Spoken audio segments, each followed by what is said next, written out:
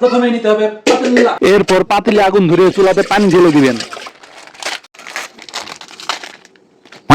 নুটুসে বলক আইয়া পড়লে পরে পানিতে চুলা ডালার আগে অবশ্যই মশলার প্যাকেটগুলো বাইর করে নিবেন। পানিগুলো হিট হয়ে গেলে পরে অবশ্যই ঠান্ডা নুডলস দিয়ে পানিগুলো ধুয়ে নিবেন। নিতে হবে ভুট্টা মার্কা একটা কড়াই, আম্মুরে দিয়ে কিছু পেঁয়াজ মরিচ কচু পাতা কাটায় নিবেন। তেলের মধ্যে একটু কড়াই ঢেলে পেঁয়াজ মরিচ দিয়ে আইসক্রিমের ডিব্বা থেকে একটুখানি ক্যারামেল আর ভ্যানিলা আইসক্রিম দিয়ে ঘুটা মেরে দিবেন। সাথে দিবেন একটুখানি আয়োডিন যুক্ত মোল্লা গরুর লবণ, সাথে একটি মোরগের আন্ডা খুলে ফাটিয়ে দিয়ে এগুলোর মধ্যে অবৈধ মেলামেশা করিয়ে দিবেন। দুষ্টু পোলা পান এগুলোকে অন্য কিছুর প্যাকেট বলে মজা নেয়, তাই এগুলোকে ছিঁড়ে ফেলে মাটি চাপা দিয়ে দিবেন। তারপরে এলাচি এলাচি চিনি ছাড়া আরো কিছু স্পাইসি কোরিয়ান মাল মশলা মেরে দিলাম। তার উপরে দিব আবার ম্যাগি মশলা।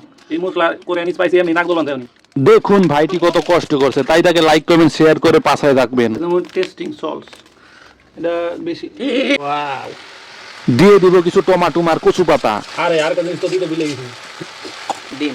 ইয়া এটা দিতে ভুলে গেছিলাম, এখন আবার দেব, ব্যাপার না, দিলেই হয়। সরি, ইয়া গুটা গুটা গুটা। বাইক না আমার মাগি মশলা লাভার, তাই সে আরেকটি মশলা মেরে দিল। তোমরা জেনে অবাক হবে যে সাদিয়ার এই কুকরানো চুল থেকেই বানানো হয় এই কুকরানো noodles. Non sticky curly curly. তো রান্নার সময় সস দিতে মনে আছিল না, এখন আর সস দিয়ে দিই। সসের প্যাকেট তো খাট হয়ে গেছে। প্রাণ সস, বসের সস।